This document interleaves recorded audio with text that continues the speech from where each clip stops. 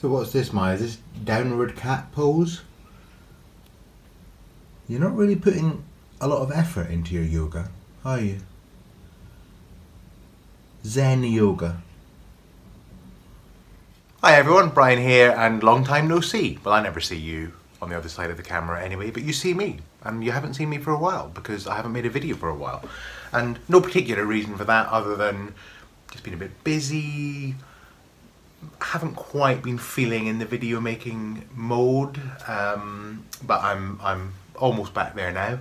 And actually one of the things I've been thinking about doing and cogitating is doing a couple of video series, and for one of those I actually need to do a bit more thinking because I'm considering setting up a Facebook group to go with it, and I need to work out whether that's the best way of doing it, and making sure I've got enough time to be able to properly manage and engage with that. But that's cogitating. And then the other one is a series where I'm going to actually have to get hold of a couple of particular decks that I want to get hold of so that I can use them to illustrate the theme of the series.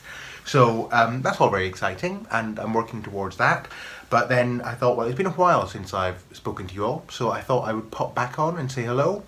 And also I've got a couple of items, and one's a deck, one is an oracle, a different type of oracle, to share with you.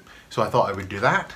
And also it's an opportunity for me to say a thank you to all those of you who've been participating in my latest tag, or tags. That's AM/PM tarot practices and AM/PM pagan practices. And there have been lots of VRs already for both of those. Some people have done both in one video or have done separate videos for each of them. Some people have only done one and not the other. And you know, as I hoped would happen, some of you have modified it slightly and are also talking about more general psychospiritual practices and daily practices that aren't necessarily related to tarot and to paganism. And all of that is absolutely fine. So the main thing is I'm just really thrilled to see so many responses, and thank you very much to all of you for taking part in the tag so far. Still a few more days to go, and then at the end of March I'm going to do the draw, and there's a couple of decks that you can win your choice of, and also a tarot and or coaching session with me. That's the prize.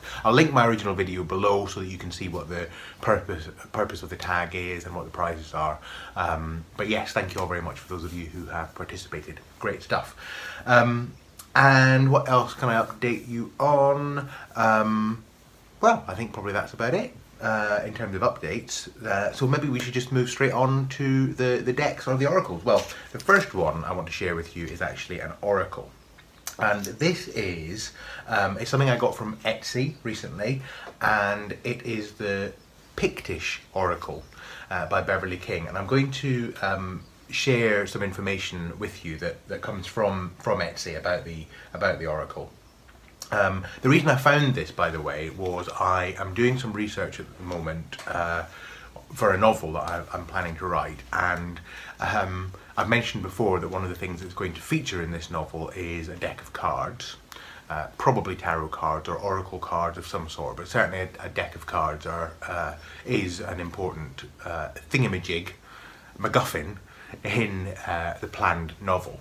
And the other thing that's going to feature in the novel is a bit of mythological, historical element around the Picts.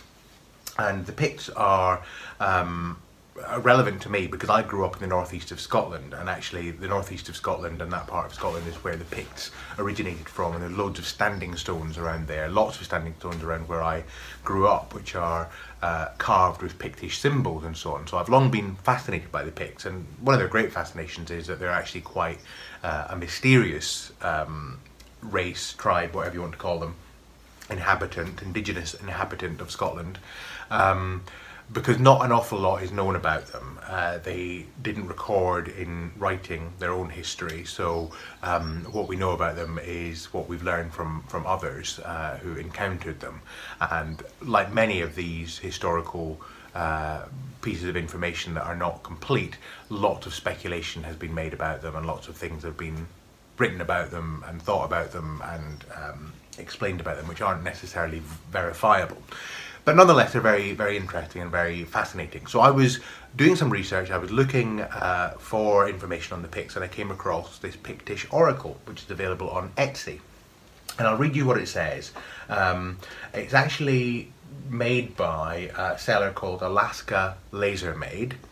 And the reason she's called that is because she's based in Alaska, and she makes wooden oracles by engraving on them using a wood burner, a laser. And I'll show you the results of that in a second. But here's what it says about the Pictish Oracle. I'm thrilled to offer the Pictish Oracle, the brainchild of Beverly King.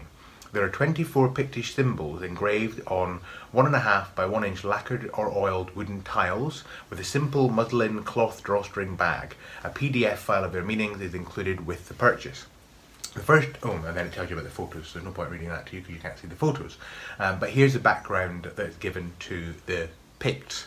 The Picts were indigenous inhabitants of ancient Scotland. First named in a Latin poem in AD 297, they were referred to as the Picti, or painted people, because they painted themselves with kind of blue and other colours, I think, paints or dyes. In the early 3rd century, a number of smaller tribes had been absorbed into the Caledoni and Meaty. By the end of the century, both were labelled Picti. It is possible these painted or tattooed people later transferred the symbols on their bodies to the stones for which they are known. The Pictish Stones have been categorised in 2 main groups, Class 1 or Class 2. Class 1 stones have incised symbols on large boulders or stone slabs and are thought to have been created in the 6th and 7th centuries. And if I can find a picture of such stones, and if I can figure out how to do it, I will try to insert a picture somewhere in this video so that as I speak you can see the stones that are being referred to.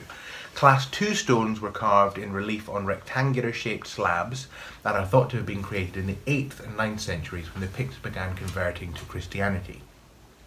The Pictish symbols have been found not only on carved stones, but also on cave walls, jewellery and domestic items. There are quite a few theories about the meaning and purpose of these symbols. Historians and archaeologists have imagined them to be gravestones, boundary markers, signposts, marriage commemorations and tribal or lineage emblems. Unfortunately, none of these theories present a statistically significant sample. Without any ancient explanation, the Pictish symbols will likely remain much of a mystery. And the symbols I have chosen for the Pictish Oracle primarily come from the incised Class 1 stones. They are a collection of geometric figures, real and mythical animals and everyday items. Though I offer a few crumbs of information about them and suggest a few keywords, most of their oracular meaning is likely to come from your own intuition or from some memory or idea triggered by the image. Now, I love this because, one, there's obviously no pretense here that the Oracle creator knows something about the history of the Picts or the meaning of the symbols beyond what is known in history. It's just very straightforward. They are a mystery. We don't really know. We know that they exist. We have some idea about when they existed and so on, but we don't really know the detail. Fair enough. So that's good. I'm quite pleased that there's no kind of spin here and made up history. So I like that very much, and I like the fact that the oracular meaning is something that we can divine for ourselves. So, as I say, these are wooden tiles that have been lasered onto, and in the receipt that I got with them, it says, "It has been an absolute pleasure creating this for you. I hope you are pleased as well. Note, newly finished items can retain the initial strong odour from either lacquer or wood oil, which is sealed in during shipping while it's wrapped or in a bag. Let things sit out in the open in a well-ventilated area for a few hours and it will dissipate and just smell like cedar because they're engraved onto yellow cedar." Well, oh my God. This smells like, I don't know whether it's the wood or the lacquer or the lasering, but I cannot adequately describe to you how amazing this smells. It smells like autumn in the Canadian woods, or maybe in the Alaskan woods. That would be a bit more appropriate, wouldn't it? Are there woods in Alaska? Is there autumn in Alaska? I don't know. It's just amazing. It's kind of, it's like that homely kind of firewood smell, but not a kind of acrid smell. It's a delicious, warming, comforting, wonderful, natural smell, and I love it. And I'm saying it's natural, but it could be the lacquer that I'm smelling, which means maybe I'm sniffing varnish at the moment and I'm about to topple off this chair and disappear from view. But anyway, either way, whichever way you look at it or smell at it, it smells nice. So I'm not in any great hurry to leave these lying out so the smell dissipates, because I like the smell. I think it's lovely. Can you tell? Anyway, so on with the tiles. Now, as I say, it comes with a PDF of the meaning. So what I'll do is, I've got this up at the moment, and what I'll do is I'll show you the tiles, and then we'll pause every so often and we'll look at the meaning of one of them. So here goes. Now, okay, this is freaking me out now, because 4 times I have picked a tile from this bag, and every one of those 4 times it has been this one, which is one of the more plain options. And this is the sorry, I'm just looking because I just see Maya come running out of somebody else's garden at top speed, obviously in trouble. And so this is one of the plainer ones, so let's have a look and see what it says. Hammer and anvil. Iron was seen as a magical substance in Scotland, and the craft of the smith was surrounded with an air of mystery. Smiths who could transform rough lumps of dull ore into gleaming weapons and tools were shown respect by peasants and warriors. Suggested keywords: transformation, craftsmanship, dexterity, competence. I'll take that. Suits me. So let's have a dig in for another one. I don't know why I'm doing it like this. Oh, well, that's fairly obviously a fish. We will have a look at this just so you get a sense of what they each are. Come on, where's the fish? Where's the fish? Oh, here we are. It's a salmon, apparently. The salmon is seen 14 times on the stones. In Celtic myth and lore, this fish was considered a repository of wisdom and knowledge. The salmon's life cycle is connected to perseverance associated with trials. Suggested keywords are tenacity, struggle, wisdom, and instinct. So let's just see if I can find you one that's a bit more ornate. So, well, here's one that's a bit more abstract and ornate.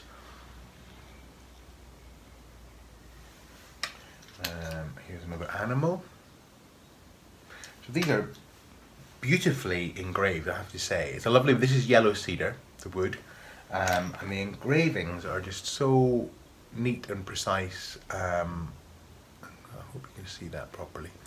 So, yeah, I think these are really lovely. So let's just have a look. Now here's a perhaps a bit more of a traditional Pictish looking symbol. Obviously a bow and arrow. So let's have a look.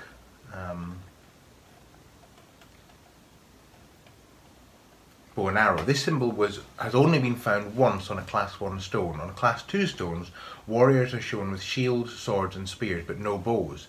There are, however, several hunting scenes showing a person holding a bow or crossbow. This discovery suggests bows were not an important weapon, but rather a tool of the hunter. Suggested keywords: search, pursuit, focus, indication. So let's have a look at, yeah, here's another very kind of abstract looking Pictish symbol. I think this one might be called comb and mirror or something.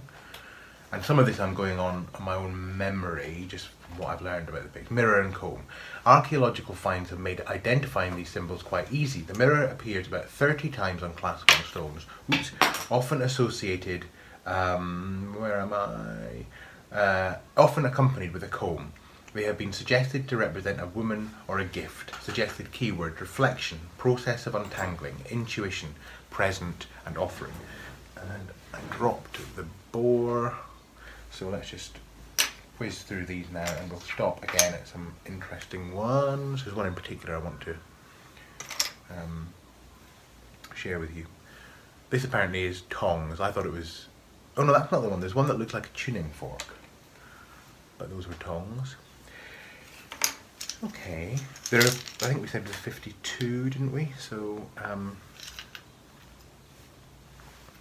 or 54. So that's very Pictish looking. So let's have a look. So this one, this is the double crescent. Appearing twice on incised stone, the double crescent is likely a variation of the crescent moon. The combined back-to-back crescents may represent the waxing and waning moons, suggested keywords, ebbing, flowing, growing, lessening, cycles and phases. And I'll show you the other crescent one, which is a very famous Pictish symbol. You may or may not have noticed I have, in some videos, been wearing a kind of a pendant that is this symbol, and that's the Crescent and Vrod. The Crescent and Vrod appear approximately 32 times on Class 1 stones. This is quite a mysterious one, because some experts have suggested this symbol indicates death or weather magic. However, Jason L. Bellchamber has offered evidence that it represents a practical tool, a seasonal sundial or a farmer's almanac. Suggested keywords: right timing, pace, schedule, preparation. So I love how the Oracle creator has, not been too specific about the meanings, and has taken them pretty much at face value and gone with keywords that are particularly interesting. Here's the tuning fork, or at least it looks like a tuning fork to me.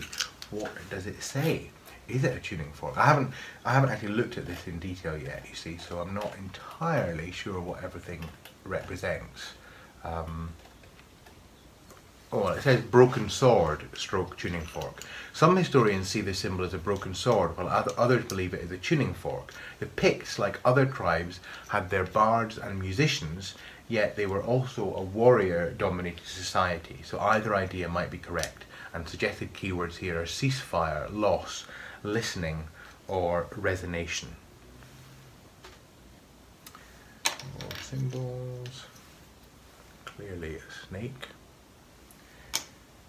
I'm saving a couple of the more abstract ones to show you.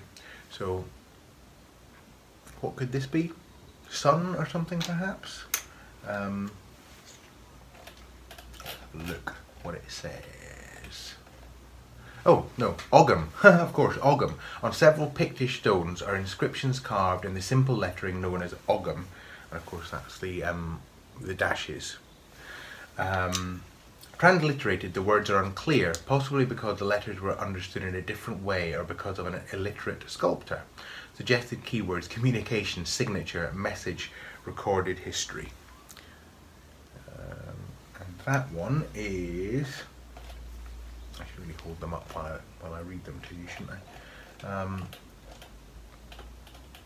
So this one is the double disc. Second in appearance only to the Crescent and Vrod, the double disc is thought to be a symbol of the sun or high king.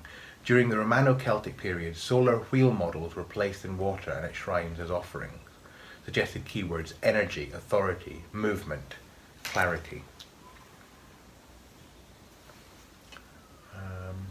And this one, could this be a door or something? Notched rectangle. On the 7 incised stones it has been found, the notched triangle is always crossed by a Z rod. However, it has been found on jewellery alone.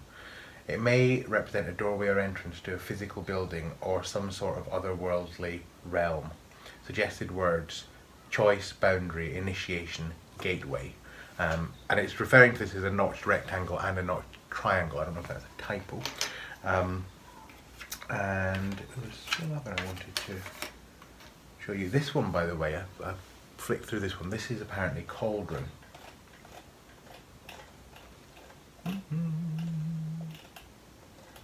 Cauldron. The triple disc and bar figure represents a cauldron as seen from above. The cauldron was used for cooking but also served as a symbol of rebirth. Suggested keywords: regeneration, restoration, sustenance, basic necessities. And finally, this is another quite famous one, the Z rod, and I think it actually goes up that way. Z rod. Z rods are generally superimposed over other symbols, such as the serpent, notched rectangle and double disc. Because of its zigzag appearance, Walter A. Cummings in the Picts and their symbols suggests it represents a flash of lightning. Suggested keywords: sudden change, flash of inspiration, solution, death. So maybe something a bit tower-like in terms of the tarot here. So I love this oracle. I think it's absolutely beautiful. I think it's wonderfully produced. It smells delicious. And the wood is very top quality. The etching is just spot on. I mean, the level of detail and nuance I think is just lovely. Really, really nice. So I'm very pleased with this, and it came very quickly, and you know, was very reasonable in price. And I should just let you know that the Etsy seller, Alaska Lasermaid, has a number of other things on. She's taking a short break. It says at the moment back on March the 28th, but lots of really nice things, because as well as the Pictish Oracle, there are things like the 4 elements, Futhark runes, there's ivy leaves, pen knife, pocket knife, there's witch runes, gypsy runes, various things here. So well worth having a look at if you're interested in such things. So and the service and communication was top notch. So my recommendation very much for that Etsy shop, and indeed for this Oracle. Really pleased with this. So that's my first find. And then my second find, very quickly, we'll take you through, is these empowering questions cards. Not very expensive at all, and those of you who have been following the channel for a while will know that one of the things that I am very much in favour of, because I coach people, is the art of empowering questions. And I think actually that tarot and other oracles are sometimes most effective when we recognise that they don't necessarily come to us with answers, but sometimes they come to us with empowering questions. So we do a tarot reading, tarot spread, and the cards that come up can prompt questions in us. What are empowering questions? Empowering questions are open questions. They are questions that assume that you have got the resources and the intelligence and the motivation that you need inside you, but you sometimes perhaps need to have that drawn out, and empowering questions can do that. They don't close you down, they don't belittle you, they don't assume limitation other than necessary everyday limitation. And they assume that there is a way forward and a solution. And so these cards attracted me because they are based around the idea of empowering questions. And it says on the back, Empowering Questions card deck includes 52 colourful cards that contain questions for you. Use these cards for meditation, for writing, or any other empowering process you like. With the help of these cards, you can examine your deeper self, discover and release your inner strength, and bring more energy into your life. And then find more suggestions on how to use the empowering questions and it gives you an email address, a web address. So here are the cards. They are colourful. They don't. That's the back of them. Empowering questions. They don't form a set. They don't follow a set format. They have got different styles on each one, different colours, sometimes double questions, and overall, I would say these are pretty good questions. How might I use these? Well, I might use them, if I was using them as an oracle deck and I needed some guidance, I might just draw a card and contemplate the question. If I'm using them with coaching clients, then one of the things I might do is at the end of a coaching session, or perhaps as part of a coaching session, particularly when there are moments when the client needs to be unstuck or have their ideas stimulated in some way, then we might look into these cards. You could pick them randomly, of course, or you could go through them and see which question calls to you most, and use them that way. That would be absolutely fine. And another way you could use them, I think, is you could actually use them in a tarot spread. So you could actually use these cards to denote positions in a tarot spread, and then draw cards to answer, one or more cards to answer these questions. So that would be using them a bit like the deck. I don't know if you've seen the deck of 1,000 spreads, which is basically a deck of cards that has got that has questions on the cards that relate to different tarot reading positions. So that's a bit more tailored to a tarot reading, but you know, I don't see why you couldn't use these as well.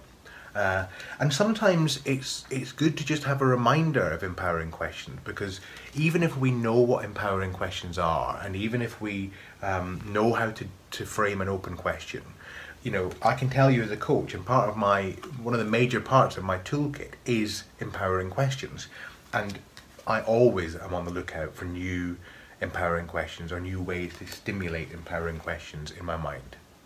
So I'm not going to show you all of these because, you know, it carries on much like this. And in fact, I think we'll finish on the next one because it's a lovely question. What gives me great joy? So, whatever you're doing today, I hope you've enjoyed this. I hope to see you again very, very soon. And I hope you are doing something today that brings you great joy. And yeah, thank you all for being here and take care everyone. Back soon.